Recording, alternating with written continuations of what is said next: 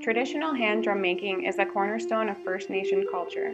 Waterloo Aboriginal Education Center is where the art of the traditional hand drum is recreated to teach students a part of the First Nations history and connect students with their cultural identity. So I've been facilitating drum making for about 7 years, but I've been making drums well since I was a little girl. With the Students Association, we had planned to bring drum making and bring resources for the students for a number of years, and it just so happened that this year was the year that we could give this to them. And the idea behind it is that we have a lot of students coming from rural places into this urban setting, and it's very different. Or we have students who have been in an urban setting but don't have a connection to their cultural identity and are searching for that. So the idea behind bringing drum making is building that connection to their culture, and for rural students to have something here that they can identify with. And there's a huge gap when both of those scenarios come into play, and they're in a university setting. It's very different. So if we can give them something that they can identify with, or at least learn from and get a cultural identity from, then that's huge.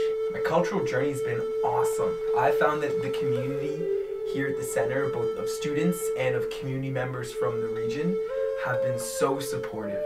And that myself, I began my journey a little later.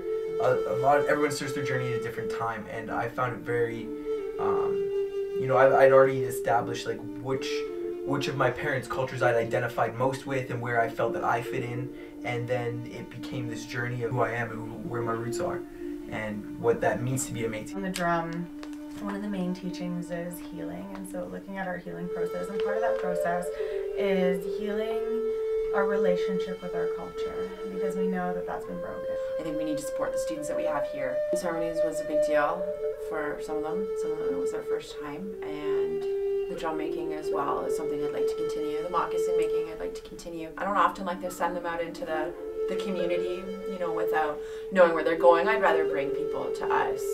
So I bring the full moon ceremonies here, and we bring everything to them. The idea behind the drum is kind of that you're like, we're making a baby together.